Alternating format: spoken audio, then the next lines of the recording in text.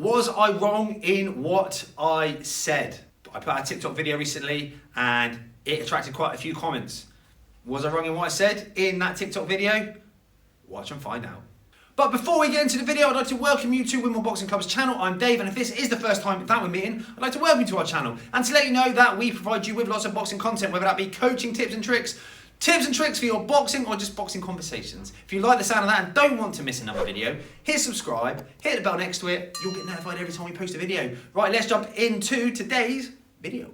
Okay, so as I mentioned, I put out a TikTok tutorial, really quick tutorial. Here it is. It's 4 mistakes people make on punch bags. Now, I got a lot of traction with this video, but I also got a lot of comments. And a lot of the comments were from boxers that actually said that the mistakes I listed were things they actually do as drills in their club on the bag. So what I thought I'd do is just put out a video, a little bit longer, that actually goes into more detail about why and how these are mistakes in my book. So let's jump in onto the bag and let me talk you through all 4 mistakes and why they are mistakes. Okay, so the first mistake I said was not to use long, unrealistic combinations. So I gave a quick example of someone stood in front of the bag, just throwing shot after shot after shot. And again, I will stick by this. The drills, or the people that I was talking to in the TikTok video were those novice boxers that were doing kind of open bag work. So they haven't been setting anything specific to do. So what I don't want to see is when you're given a bit of time to work on a bag and maybe work on something you want to work on or open bag work.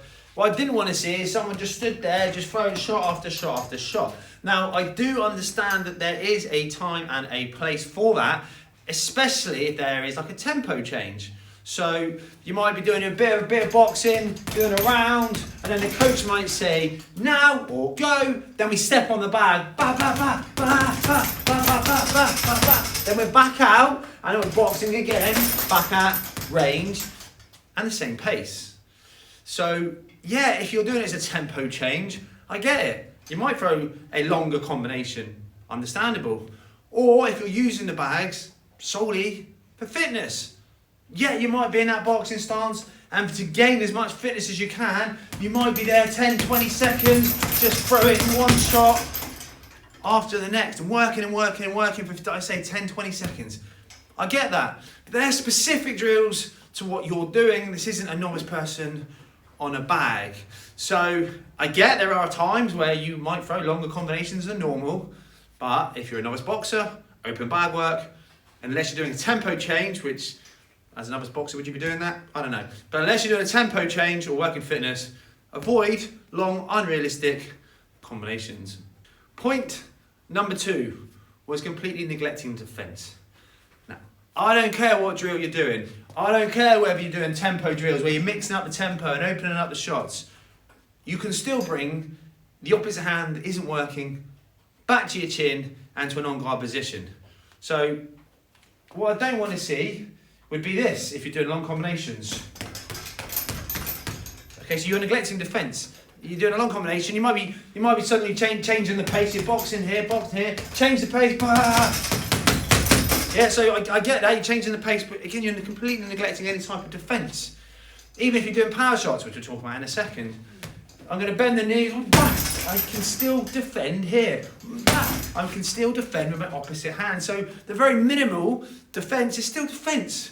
If I'm doing power shots, I don't want to be winging them in here with my hands low. So you can still defend even if you're carrying out other drills. So again, if you're a novice boxer, just working tempo, just working an open bag, maybe working on your straight shots, you can bring your rear hand or lead hand back home. But you can put a bit of defense in the terms of like head defense.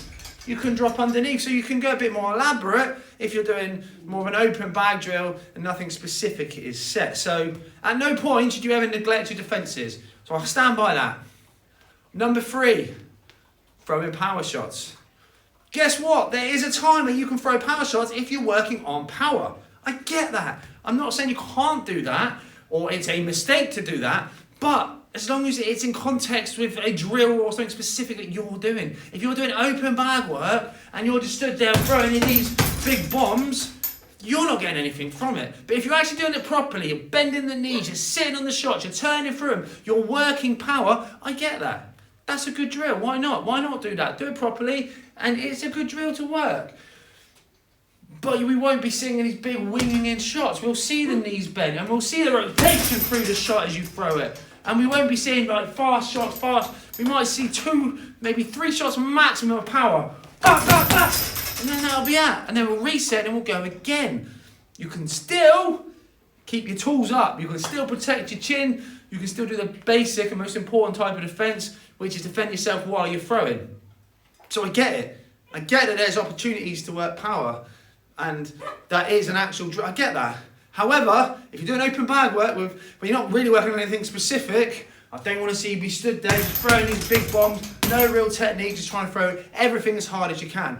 Another way to work power shots is to work power shots in. What I mean by that is you might throw something a little bit lower upstairs, and then throw that bigger shot. You might tap, tap, tap, and then throw the power shots. You're working power shots in. It's specific, it makes sense. There's a reason for it. I'm still not throwing everything as hard as I can. I'm still concentrating on my technique. And this is still transferable to what is going to happen. I point over there, you can't see what's over there. It's the ring. It's going to what we do here is more transferable to what's going to happen in there. Moving on to the last point, which I'll be honest, I say everyone agreed, no one disagreed with it. So I'm not going to spend long on that, and that's pushing your punches. All right, we don't want to be pushing punches. That is a push punch. That is a push punch. Okay, we want to be snapping the shots onto the target. Snapping the shots on, bringing the hands back. To be fair, no one kicked off about that one. So I guess we're all on the same wavelength that you shouldn't be pushing your punches, you should be snapping them. There you go. They were the 4 mistakes I put out on TikTok. They were the ones that attracted a lot of comments. I hope I've explained in more detail what I meant by what I said. And was I wrong? I'll let you decide. Thanks very much for watching. I hope that answered the questions. If it did and you liked it and you got a lot from it, hit the subscribe button and hit that bell next to it. Give us a like. Smash that thumbs up button. Give us a like. It helps to push these videos out further. Got any questions? Hit them up in the comment box. Guys, one more time, thank you very much. And we'll see you on the other side.